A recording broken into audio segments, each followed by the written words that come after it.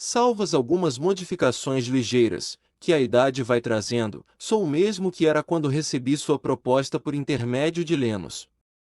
Estarei enganado? Aurélia respondeu com um gesto de suprema indiferença. Já vê que sou exato e escrupuloso na execução do contrato. Conceda-me ao menos este mérito. Vendi-lhe um marido, tendo à sua disposição, como dona e senhora que é. O que porém não lhe vendi foi minha alma, meu caráter, a minha individualidade, porque essa não é dado ao homem aliá-la de si, e a senhora sabia perfeitamente que não podia jamais adquiri-la a preço douro. A preço de que então? A nenhum preço, está visto, desde que o dinheiro não bastava. Se me der o capricho para fingir-me sóbrio, econômico, trabalhador, estou em meu pleno direito, ninguém pode proibir-me esta hipocrisia, nem impor-me certas prendas sociais, e obrigar-me a ser à força um glutão, um dissipador e um indolente. Prendas que possuía quando solteiro. Justamente, e que me granjearam a honra de ser distinguido pela senhora. É por isso que desejo revivê-las. Neste ponto sou livre, e a senhora não tem sobre mim o menor poder. O Fausto de sua casa exige que tenha um palácio, mesa alta, carros e cavalos de preço, que viva no meio do luxo e da grandeza.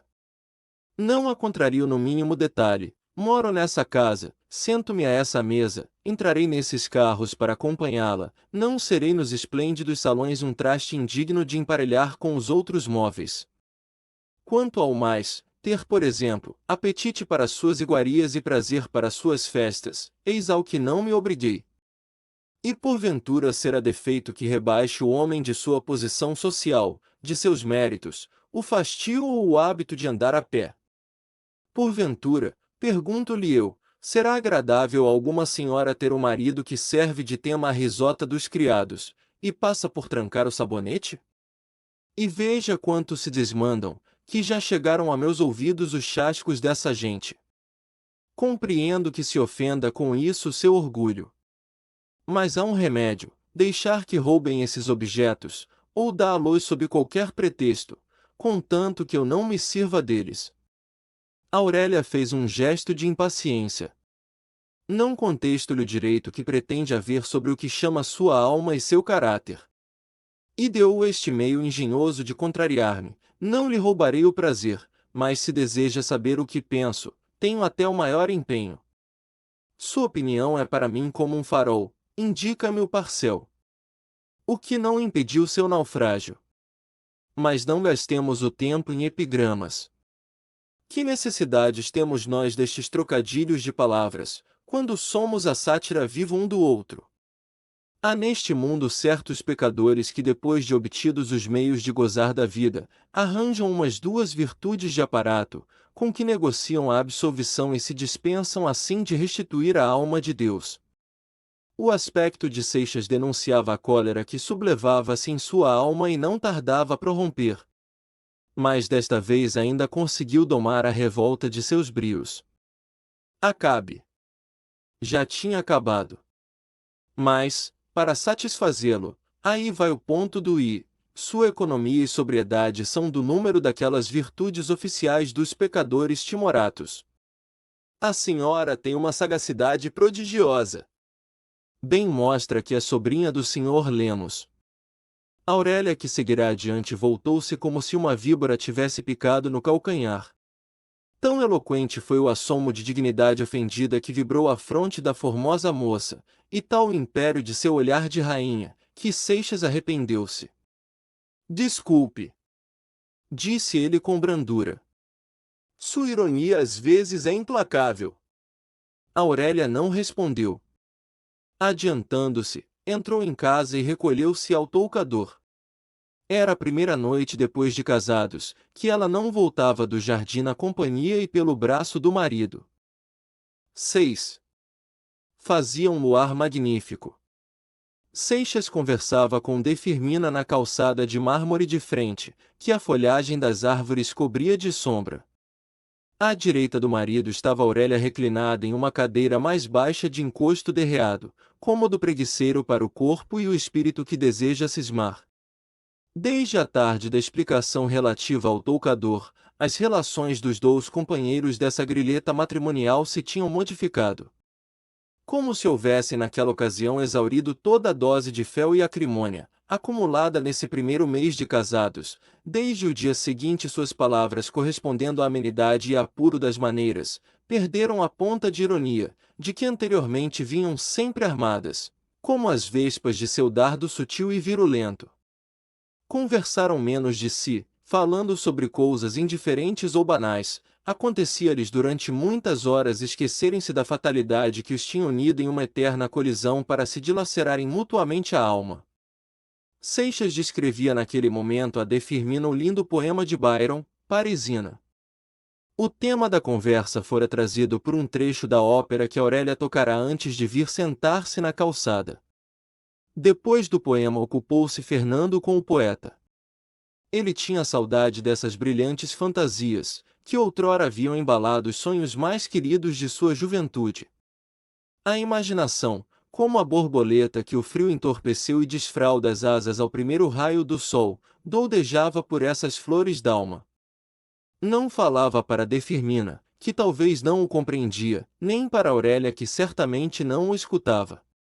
Era para si mesmo que expandia as abundâncias do espírito. O ouvinte não passava de um pretexto para esse monólogo. Às vezes repetia as traduções que havia feito das poesias soltas do bardo inglês. Essas joias literárias, vestidas com esmero, tomavam maior realce na doce língua fluminense, e nos lábios de Seixas que as recitava como um trovador. Aurélia a princípio entregará-se ao encanto daquela noite brasileira, que lhe parecia um sonho de sua alma pintado no azul diáfano do céu. Umas vezes ela refugiava-se no mais espesso da sombra, como se receasse que os raios indiscretos da lua viessem espiar em seus olhos os reconditos pensamentos. Daí, da escuridão em que se embuçava, entretinha-se a ver as árvores e os edifícios flutuando na claridade que os inundava como um lago sereno. Outras vezes inclinava a medo e lentamente a cabeça até encontrar a faixa de luar que passava entre duas folhas de palmeira, e vinha esbater-se na parede. Então essa veia de luz caía-lhe sobre a fronte e banhava-a de um cândido esplendor. Ficava um instante nessa posição com os olhos engolfados no luar, e os lábios entreabertos para beberem os eflúvios celestes. Depois, saciada de luz, recolhia-se outra vez à sombra, e como a árvore que desabrocha em flores aos raios de sol, sua alma transformava os fulgores da noite em sonhos. Ali perto recendiam os corimbos de Resedá, balouçados pela brisa, e foi através desse enlevo de luz e fragrância, que a voz sonora de Seixas penetrou nas cismas de Aurélia e enleou-se nelas, de modo que a moça imaginava escutar não a conversa do marido, mas uma fala de seu sonho. Para ouvir apoiara-se ao braço da cadeira e insensivelmente a cabeça descaindo reclinou sobre a espádua de Seixas com um movimento de graciosa languidez. Um dos mais lindos poemetos de Byron é o Corsário, dizia Seixas. Conte! Murmurou-lhe ao ouvido a moça com a voz que teria um sílfide se falassem. Fernando cedia nesse instante a uma suavíssima influência, contra a qual desejava reagir, mas faltava-lhe o ânimo. A pressão dessa formosa cabeça produzia nele o efeito do toque mágico de uma fada. Presa do encanto, não se lembrou mais quem era e onde estava. A palavra fluía-lhe dos lábios trêmula de emoção, mais rica, inspirada, colorida. Não contou o poema do bardo inglês, bordou outro poema sobre a mesma teia, e quem o ouvisse naquele instante, acharia frio e pálido o original, ante o plágio eloquente. É que neste havia uma alma a palpitar, enquanto que no outro apenas restam os cantos mudos do gênio que passou. O senhor deve traduzir este poema. É tão bonito! Disse de Firmina. Já não tenho tempo, respondeu Seixas, nem gosto. Sou empregado público e nada mais. Agora não precisa do emprego, está rico. Nem tanto como pensa. Aurélia levantou-se tão arrebatadamente, que pareceu repelir o braço do marido, no qual pouco antes se apoiava. Tem razão, não traduza Byron, não. O poeta da dúvida e do ceticismo, só o podem compreender aqueles que sofrem dessa enfermidade cruel, verdadeiro marasmo do coração.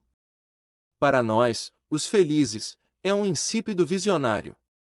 Depois de ter lançado envoltas em um riso sardônico estas palavras a Seixas, a moça afastou-se da calçada. Mal entrou na zona de luz que prateava a fina areia, teve um calafrio. Esse esplêndido luar, onda suave, em que ela banhava-se voluptuosamente momentos antes, a transpassara como um lençol de gelo.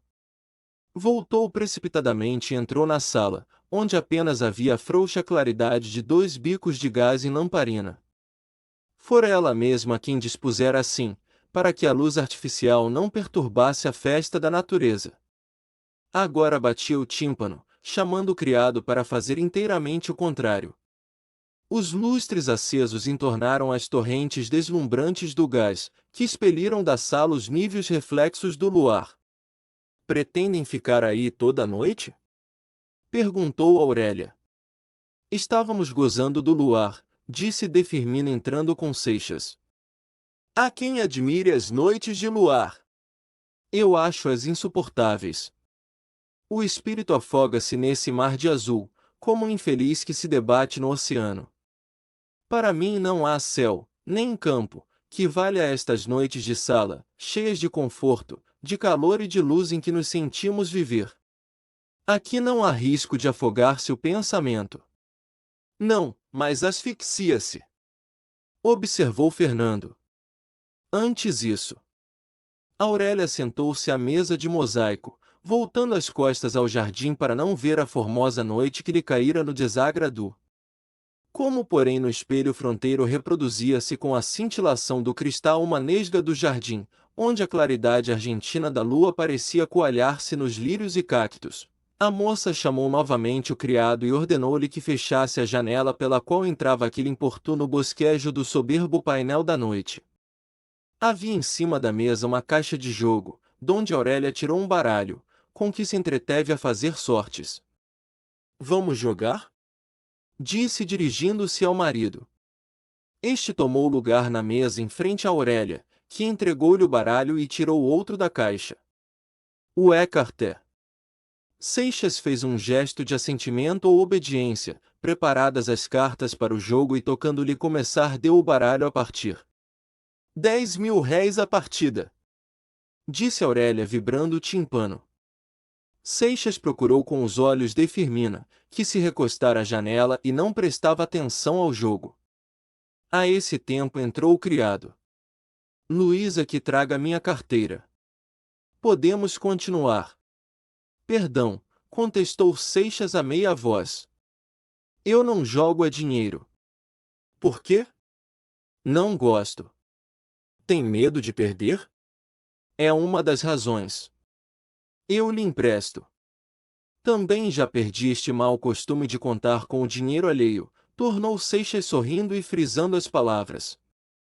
Depois que sou rico, só gasto do meu. Não lhe mereço esta fineza? Retorquiu Aurélia acerando também um sorriso. Seja ao menos esta noite jogador e perdulário para satisfazer o meu capricho. A moça recebeu a carteira da mucama, e tirou dela uma libra esterlina, que deitou sobre a mesa. Não se tenta? É muito pouco. Tornou Seixas com um riso amargurado. Este riso incomodou Aurélia, que ocultou a moeda e a carteira. Ainda esteve algum tempo baralhando as cartas distraída, então escaparam-lhe palavras soltas que pareciam de um monólogo. Dizem que a água no vinho faz de 2 bebidas excelentes uma péssima. O mesmo acontece à mistura da virtude com o vício. Torna o homem um ente híbrido. Nem bom, nem mau. Nem digno de ser amado, nem tão vil, que se lhe evite o contágio. Compreendo o que deve sentir uma mulher. O que sentiu uma amiga minha, quando conheceu que amava um desses homens equívocos, produtos da sociedade moderna. Essa amiga sua, que suponho conhecer, talvez preferisse que o marido fosse em vez de algum desses equívocos, pura e simplesmente um galé? Perguntou Seixas. De certo. Se o marido fosse um galé, ela quebraria imediatamente a grilheta que a prendesse a ele, e se afastaria com a morte n'alma. Mas eu, a senhora? Interrompeu o marido vendo-a hesitar. As pálpebras franjadas de Aurélia ergueram-se desvendando os grandes olhos pardos que deslumbraram Seixas. Seu colo se distendera com o movimento que fez para aproximar-se, e a voz soou vibrante e profunda. Eu não me importaria que ele fosse Lúcifer, contanto que tivesse o poder de iludir-me até o fim, e convencer-me de sua paixão e inebriar-me dela. Mas adorar um ídolo para vê-lo a todo instante transformar-se em uma coisa que nos escarnece e nos repele. É um suplício de tântalo, mais cruel do que o da sede e da fome. Aurélia, proferidas estas palavras, ergueu-se e atravessando a sala entrou em seu aposento. Onde está Aurélia? Perguntou de Firmina quando saiu da janela. Já recolheu-se. A noite estava fresca. O sereno fez-lhe mal boa noite. O outro dia foi um domingo. Ao jantar Aurélia disse ao marido, há mais de um mês que estamos casados. Carecemos pagar nossas visitas. Quando quiser. Começaremos amanhã. Ao meio-dia, não é boa hora? Não seria melhor à tarde? Consultou o marido. Causa-lhe transtorno de manhã? Não desejo faltar à repartição. Pois então há de ser mesmo de manhã, retorquiu a moça a sorrir. Não consinto nessa falta de galanteria. Não acha, de Firmina? Preferir o emprego à minha companhia? De certo. Confirmou a viúva. Seixas nada opus. Era seu dever acompanhar a mulher quando esta quisesse sair, e ele estava resolvido a cumprir escrupulosamente todas as obrigações.